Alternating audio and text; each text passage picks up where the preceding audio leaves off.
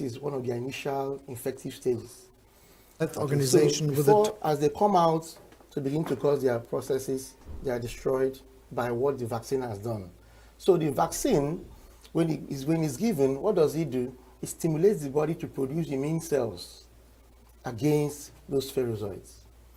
Okay, so when the mosquito bites the person and introduces the parasites, as they go through their stages and then come out in the bloodstream to start the clinical signs and symptoms, the antibodies that are produced by the body in response to that vaccine that was given will now clear those spherozoids. So it's a welcome development. Countries like Kenya and Malawi, they started theirs earlier, I think last year or so, and they had very wonderful outcome from it. They had up to 75% decline in cases of severe malaria. They had over 13 to 30% decrease in the percentage of overall mortality in children less than 5 years in these countries. So Nigeria's case will not be different. Nigeria, based on our population, which is actually supposed to be a blessing, is also now showing in our figures in most of these illnesses. So with your population, and we have a high population of young people, including the under 5s. So anything going wrong in any of these populations will reflect in high numbers. That is what Nigeria has always suffered. And that is why we always should benefit maximally from interventions that are there. So the malaria vaccine is a very welcome development. It's a very good thing. In fact, I've not heard of any complications or any negative outcomes from malaria vaccine. And children that have had that, countries that have introduced that, have done very well. What we should now be talking about is that the KB and Bayelsa they are talking about, they're introducing it to, of course, we know they looked at their high prevalence and all that, and say let them start. And then they looked at their pool, their population, target population, it was close to that 1 million. So they said, okay, let's use that and see what the effect it will have on those two states. So with about 18 million to 20 million vaccines currently, and the way things are going, the world should be looking at about 80 to 100 million vaccines in the next couple of years, between now and 2030. Okay, because the vaccine will actually do a lot in the malarial struggle. But the vaccine alone, the vaccine is not alone in the struggle. Other things have to come in. Yeah. Okay? So when you say other things, what other things? So other things will be one, our old and reliable net use. Nets. Okay, that's the mosquito net itself. Yes, okay. long-lasting insecticide-treated nets. It must come and it must be available, and people must be encouraged to use it. And part of the problems we have with that is that you see parents that don't like to use nets. And when you don't use net as a parent, you don't encourage your children to use their nets.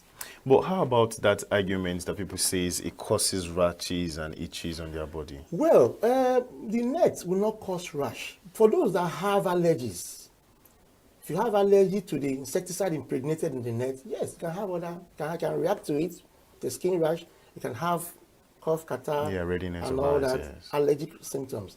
Now, what I would suggest for those that have allergy, one is that if you air the net, okay, not outside, not in the sun, but within, Oh, so the proper way is not in the sun? Yes, no, it's not supposed to be in the sun. You're supposed to air it, but not under the sun. Okay. When you air it, and then you start using that, it reduces that likelihood of having those allergies. Secondly, but if you still have allergies to them, then it's better you use plain nets, not the one with insecticide treated, because if you don't use nets at all, you're fully giving mosquitoes, full access to yourself. Okay, so other things, of course, will be our indoor spraying, residual indoor spraying. Okay, vector controls generally. That's an area, because it's a very expensive thing. Vector control is an area we're not doing well as a country.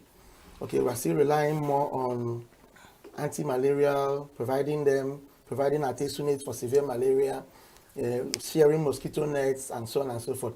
But even that mosquito net use, we need to create more awareness on it. We need to make it more available. A couple of instances, people have these nets, but they don't distribute them well enough, or it goes into the wrong hands, right down to the grassroots, people that need them. Okay, so actually checking the spread or the distribution of these facilities is also very important. Availing hospitals, PHCs, general hospitals, teaching hospitals with available medicines Almost all the states have distributed anti-malarials, injectables, and so on, and orals. They should get those anti-malarial agents available. Just in 1 minute because of time before we'll let you go. As a consultant pediatrician, what measures do you think should be in place to reduce infant mortality rates in Nigeria? Well, this is another topic altogether. But just if well, you... we'll try to scratch it as much as possible. Prevention, they say, remains the most important thing. Because we are not so advanced, even in the advanced world where they have all the facilities for intensive care and all that, prevention still remains the bedrock. Okay, so when you talk about those preventive measures, you realize that it's multi-sectorial. Okay, when a pregnant woman cannot access good roads, pregnant woman goes to a PAC or general hospital and there's nobody there, it's closed.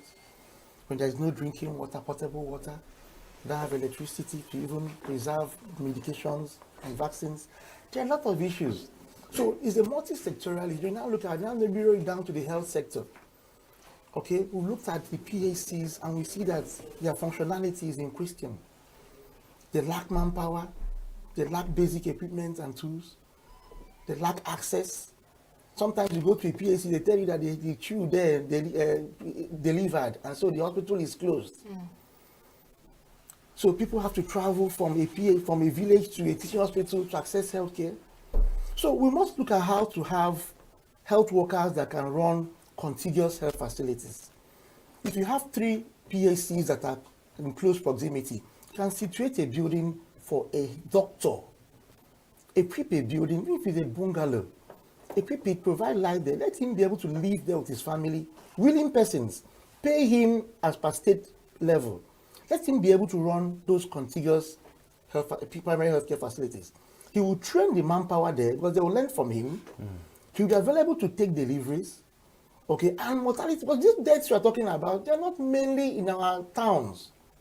They are largely in our rural environments. The newborns, the same thing. So when we look at deliveries, you look at how deliveries are conducted. The skills are not there. So we need to bring skilled manpower closer to the rural environment. And that is one key thing that we need to do. It's not just to equip the facility and let it be devoid of skills. It must be accessible. The facilities must be there. The manpower that can drive those facilities have to be there. The confidence of the people on those facilities have to be re-established. Because of what happens at those levels, people don't go there. So every single malaria, respiratory tract infection, cough and catarrh, they will go to teaching hospital. And then that is now distorting the health pyramid, which should be bottom heavy and top light. But we now have an opposite. You have everybody going to teaching hospital to go and access treatment for malaria because the primary healthcare facilities are not functional. Thank you so much. So it's a very big topic which I think we may consider for another day. Of course. We'll have a segment entirely for health that would handle this. So thank you very much for coming in, Dr. Obin, a senior lecturer and consultant pediatrician. Thank you very much for this insight. Thank you for your time this morning. Thank you. Yeah. You can find this interview on our social media platform. You can find it on our website at www.signaturetv.org and on our YouTube channel. Of course, you can find them, the excerpts as well, on Instagram, Facebook, and Twitter, and TikTok as well. We'll see you after this. We'll have another conversation lined up for you. You want to stay tuned for what's coming next.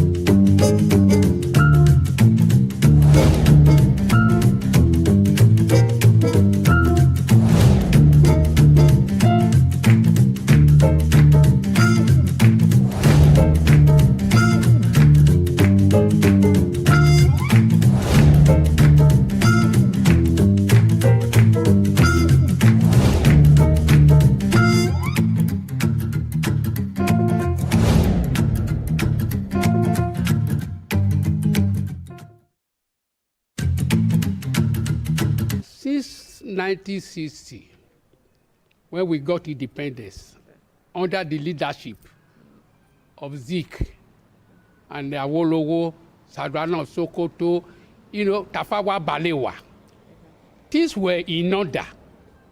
I was a very young person that time. Independence was something that we celebrated in a very big way during that time. After some years, we went to the military regime. Are you getting the point? There things begin to wobble from one year to another, the rest of it all. Since then, I don't think there is any improvement. Yes, there is no improvement. Yeah, we enjoy. At least after 10 years of independence, or if not 20 years, see then, nothing has changed. Nothing. We have not even, in fact, we are not be able to say we are now Nigerians that got independence, 1st of October, 1960. Nothing to show for it.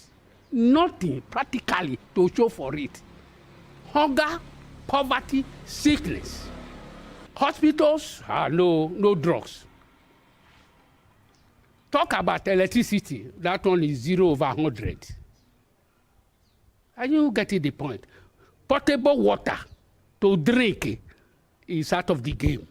Look at the oil subsidy that they removed. See where he plunged Nigerians into. No food, nothing. You hold 10,000 naira, you only buy have penta or gari. Where are we? We say that we are the giant of Africa. Where is the giant of Africa? Where we don't have anything to show for it. Our economy in Shabo is finished, it's dried. For me, I'm not feeling anything for the celebration because Nigeria is really, really messed up as it stands now. There is nothing good in Nigeria, especially in the leadership system. Everything is falling. Look at the fuel price and the commodities in the market. It's very expensive. Celebrating, what's there to celebrate Nigeria independence when the poor masses can barely afford or to meet up their ends living? So for me, the 64th independence Nigeria is celebrating is nothing to write home about. I'm not feeling excited because the country is already messed up already. Nobody is enjoying the country anymore. The politicians, they are not after the poor masses. They are just enjoying doing their thing, only them alone.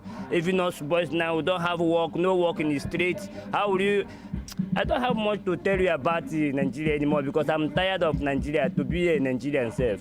We have a lot of issues about the economy in the country, and I don't see it befitting, to celebrate Independence Day. Because they're talking about the light issue.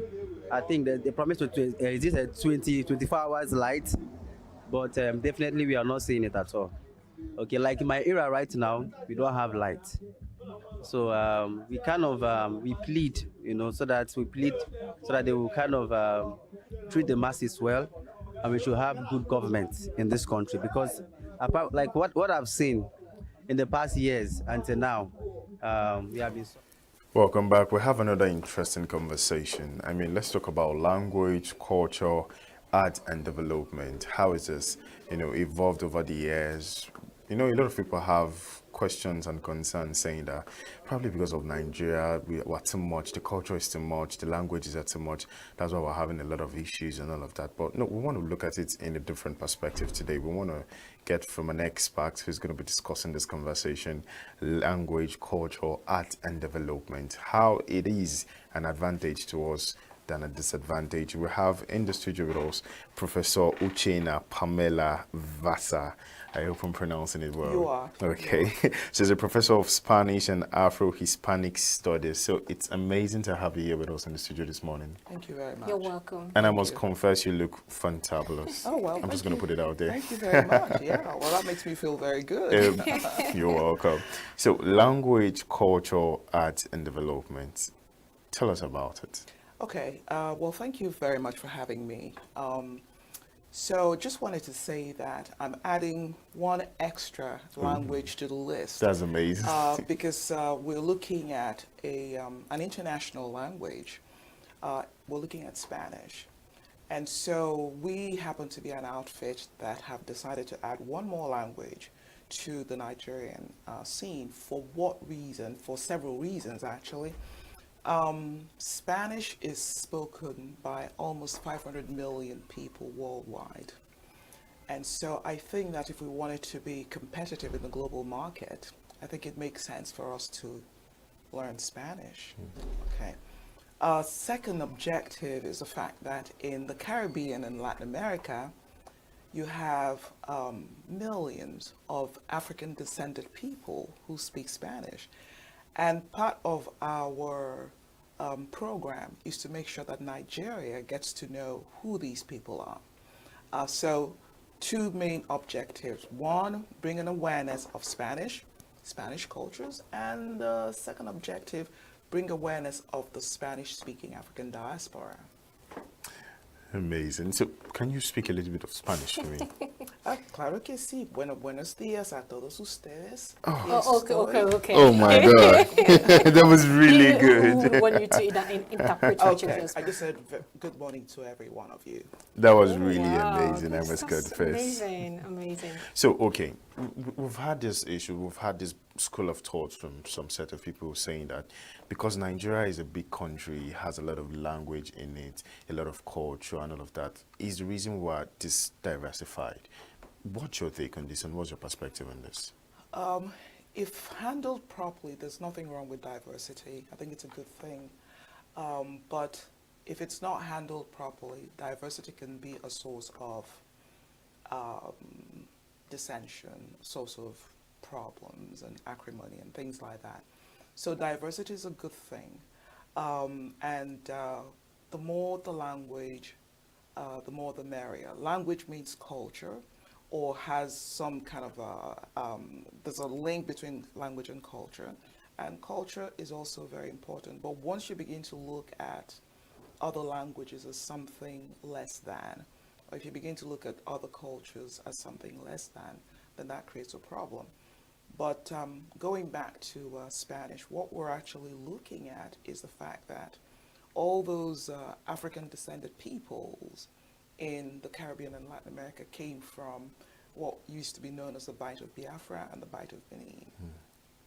So they have a lot of Nigerian background, and you know that there's a lot of ancestry.com going on, people trying to figure out where they come from, and many of them are finding their roots in places in Nigeria. Someone actually came back and realized that, which was quite interesting, that her forefathers came from Borno State. You know, that would not be an area one thinks about, but clearly that's what the ancestry.com says. So for those people who have made those connections, they're excited to come to a vibrant country like Nigeria. The vibrancy of Nigeria is the fact that it's got multiple cultures and multiple languages. And if they end up in Borno or in Lagos or in ENUGU, it's value added. It's nothing taken away, because they understand that Nigeria, from the outside world, is a vibrant place because of the multiplicity of languages and cultures. So let's look at language, culture, and art. You know, right now people say culture is dynamic, but I'm looking at the development. As we evolve through the years, are we seeing positivity in terms of development, or people are, you know, beginning to turn back at their culture, at their language, and the way they do things in terms of art and all of that? Or do you think the development is actually improving in that art? Well, if I kind of understand what you're asking me, so I think that so coming to Nigeria for this project, you know, that we're doing here, I see something quite remarkable, which is the fact that there is an embracing of the Igbo culture. And sometimes people would say to me, so what I